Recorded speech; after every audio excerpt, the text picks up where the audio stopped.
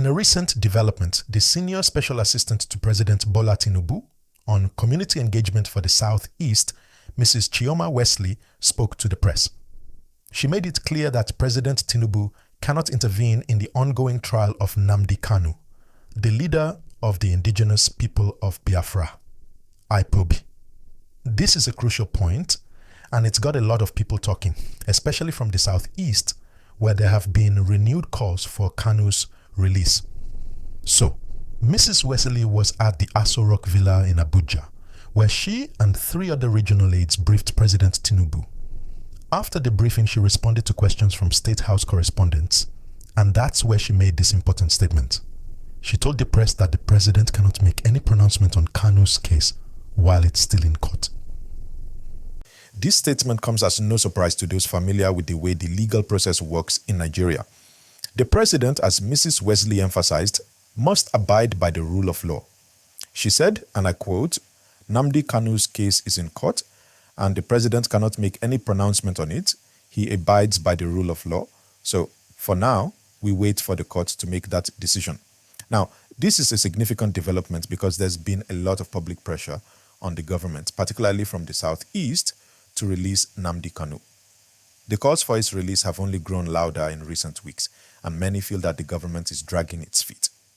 There are those who believe Kanu has been unfairly treated, that his detention is politically motivated, and that he's been denied justice.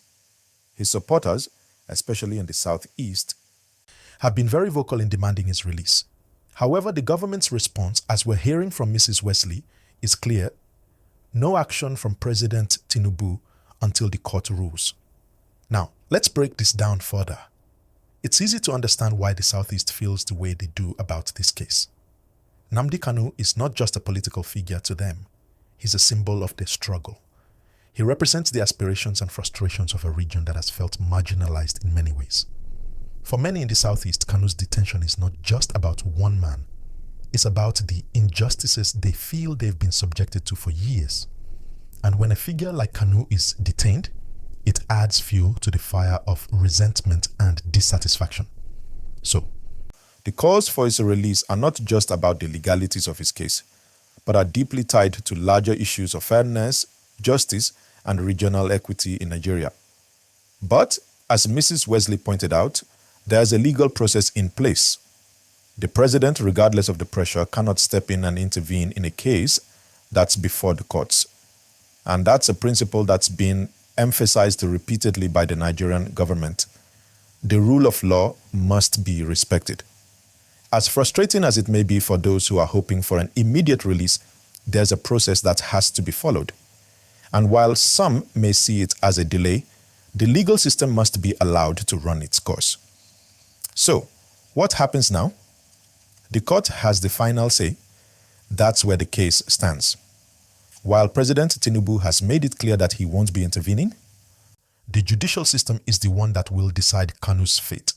And as we all know, legal processes can be slow and sometimes unpredictable. We don't know exactly when the court will make its decision, but what we do know is that the government is sticking to its stance of respecting the law. Now, let's zoom out a bit and look at the broader picture. The case of Nnamdi Kanu is more than just a legal issue. It's a political one, and it's a social one. This trial speaks to the deeper issues of ethnic and regional tensions in Nigeria. The Southeast has long felt marginalized by the federal government, and Nnamdi Kanu has become a figurehead for that discontent.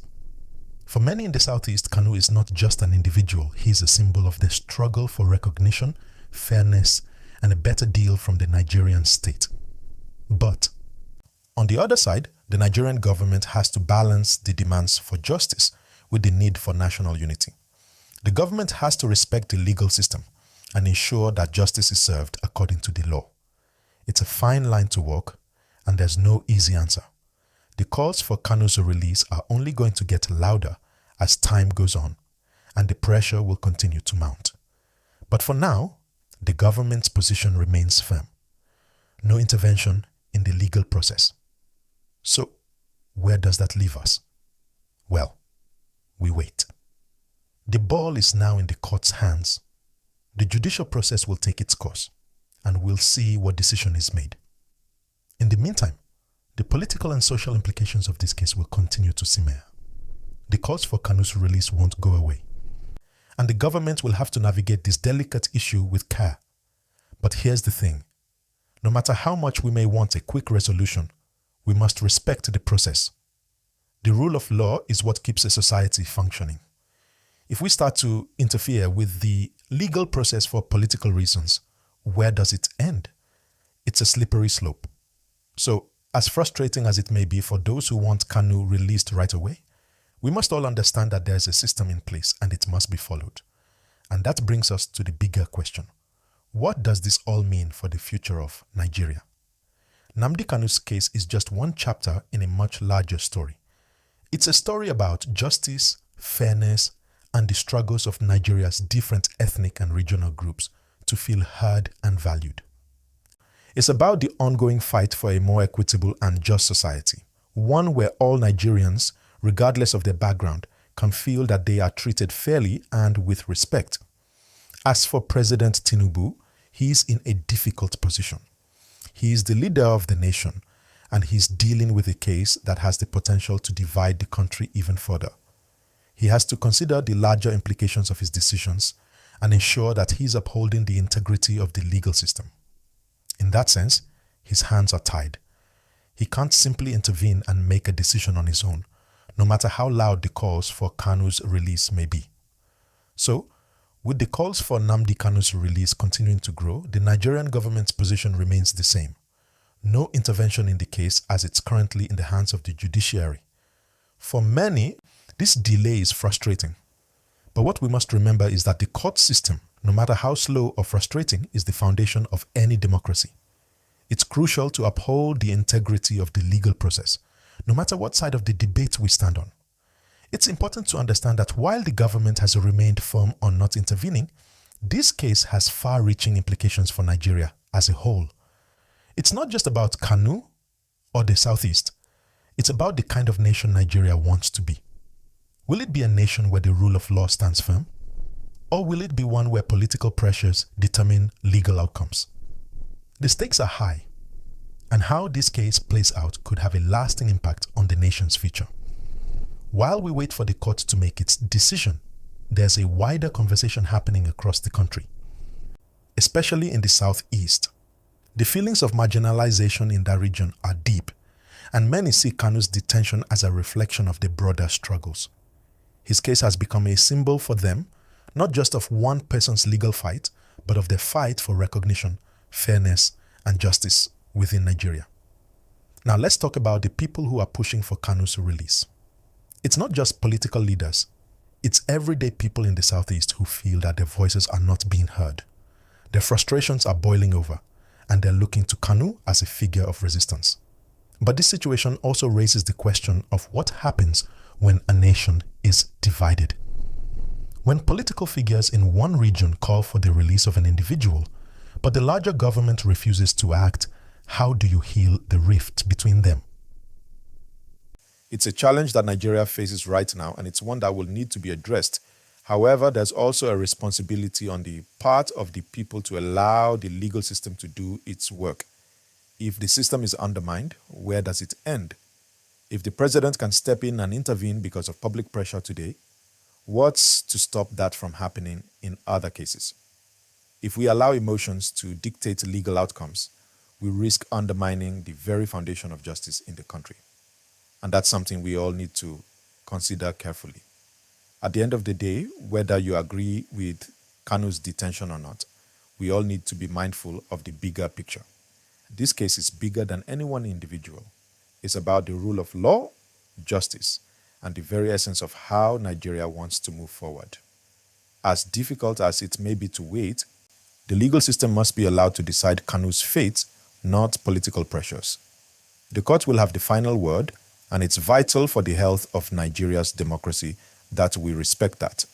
For now, it's a waiting game. Will Kanu be released? Will the court rule in his favor? Or will the government stand firm in its position? The answers lie with the judiciary, and the nation must respect that decision, no matter how long it takes. It's about time for everyone to pause and reflect on what it means to respect the rule of law, no matter the political pressures.